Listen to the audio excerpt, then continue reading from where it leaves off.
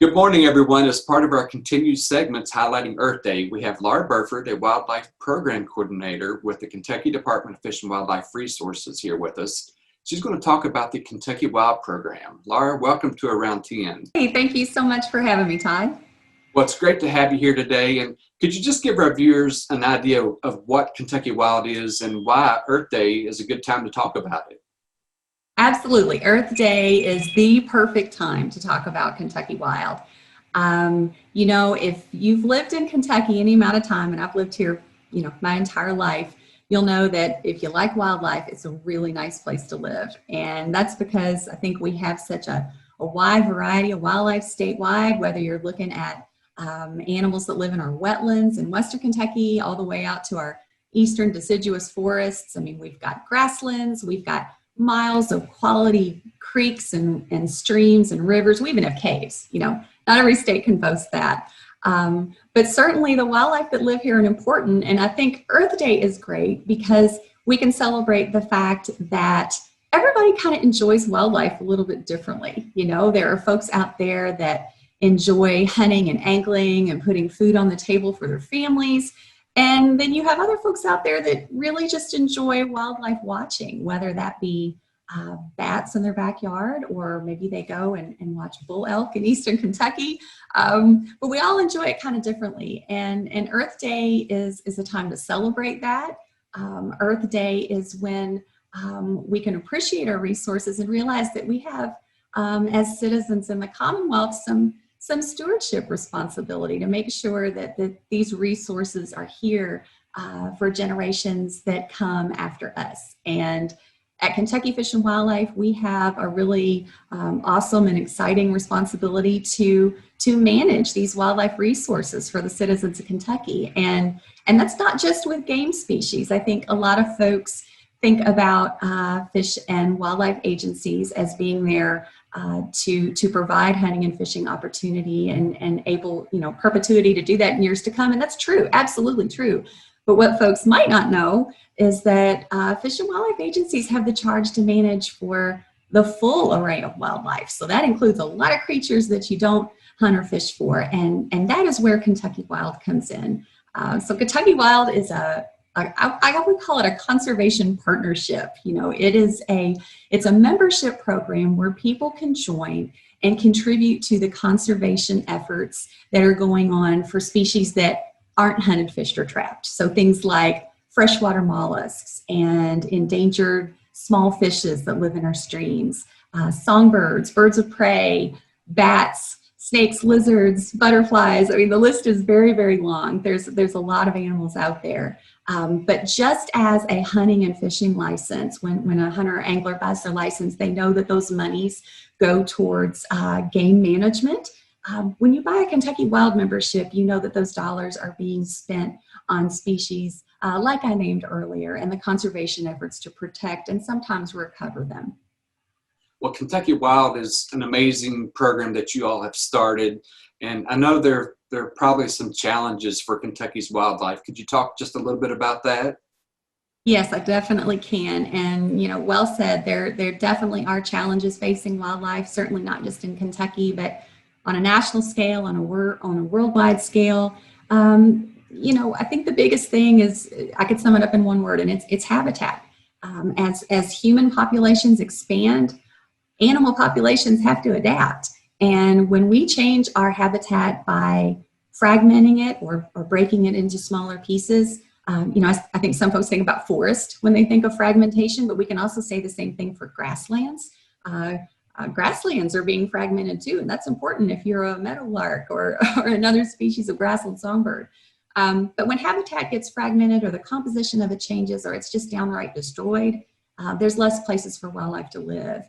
And again, as human populations expand, we have increasing problems with pollution and sedimentation, contaminants getting into our waters and our soils.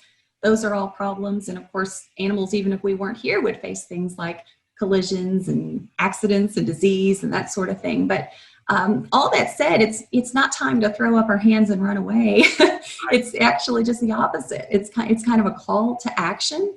And there are things that we can do to lessen these effects. There are things that we need to do not only to protect our animals that are already maybe at risk or threatened or endangered, but probably more importantly is recognize the species that are common now and figure out what we can do proactively to make sure that they don't get into trouble. That's great. I know you mentioned it briefly a minute ago, but again, how does Kentucky Wild help with some of these challenges? Sure. Kentucky Wild is a way for us to focus our activities on those animals that need the most help. And our membership dollars that come in through Kentucky Wild go specifically to purchase equipment that we need in the field. They go to do research and monitoring projects, and also to do habitat improvement. And these things are really, really important because there is more work out there than we have to do. So we have to prioritize these things and work on the animals and places and habitat places where we can do the most good. So membership dollars that have come in with Kentucky Wild so far have bought a lot of really important things. And I'm going to try to pull these off the top of my head because it's a pretty long list. But I don't know if folks know it, and I'm going to lead off with the Center for Mollusk Conservation here in Frankfort, Kentucky. If folks don't know about that, definitely look it up. This is a flagship research facility, and when I say that it has international recognition, that's not an exaggeration. The team of folks at the Center for Mollusk Conservation, they are saving freshwater mussel species from becoming endangered and in many cases extinct. The work that they're doing there is really amazing, and we have other states looking to us, really impressed at what's going on. Kentucky Wild Funds were able to buy a centrifuge for the Center for Mollusk Conservation, pretty high dollar piece of equipment, but it helps to harvest and process algae to feed these young endangered mussels that they are growing and releasing in the wild. So that was a big expenditure we're really proud of. Some other field gear that's been purchased. We purchased some protective gear for our staff to use during prescribed fire burns that are done to manage grasslands for songbirds. We've purchased mist nets and poles to do some Indiana bat work. Some of our bat populations, like elsewhere in the country, have faced a threat from white nose syndrome, and so we are keeping close tabs, especially on our Indiana bat populations, to see how that disease is impacting our populations. We've also purchased specialized cameras to use to monitor nesting birds, whether that be a prothonotary warbler or a barn owl.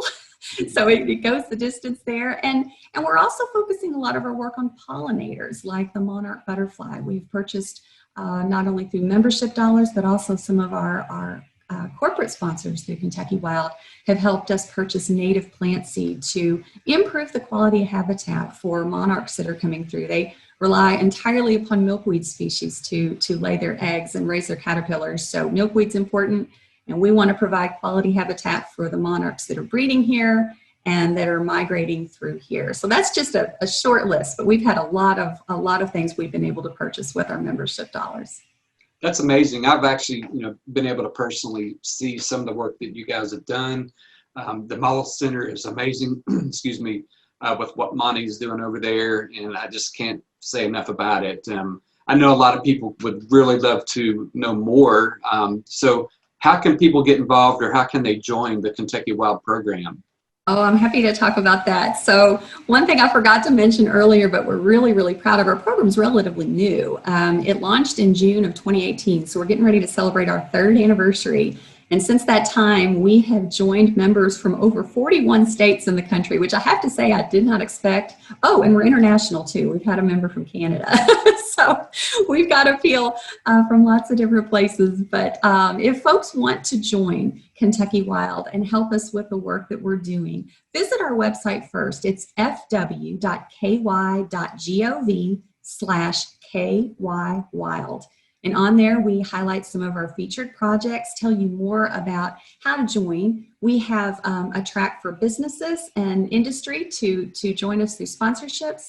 We also have information about our 6 membership levels for individuals.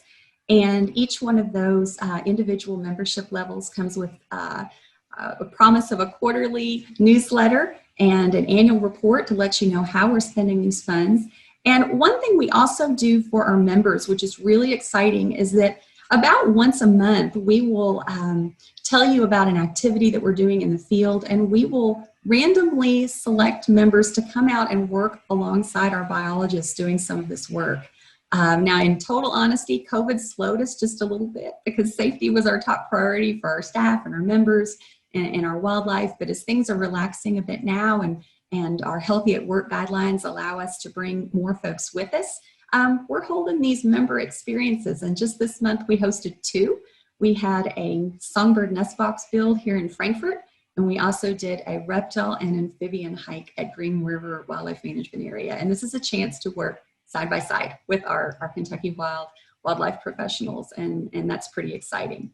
So if that sounds interesting to you, visit our website, fw.ky.gov/kywild, and if you join now and use the promo code EarthDay, EARTHDAY, I'm going to give my little commercial here. You get this totally awesome I Support Wildlife Kentucky Wild t-shirt, and it is soft and it is fashionable and it is really wonderful. We really enjoy our t-shirts and would love to share one with you. I love it. That's great. And now is the best time to take advantage of the promo with Earth Day coming up, and I would encourage people to go check out the website. Again, it's fw.ky.gov/Kentucky Wild. Laura, it's been great having you on the show, and I hope our viewers will help keep Kentucky wild. Absolutely. Thank you so much for having us get outside, celebrate Earth Day, and help us keep Kentucky wild.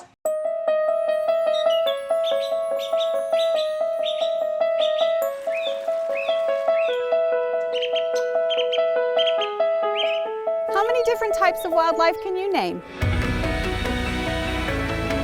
Did you know that Kentucky is home to nearly 1,000 species of wildlife? As Kentucky's population grows and the landscape changes, all of our wildlife face new challenges. Many species that were once safe are now vulnerable.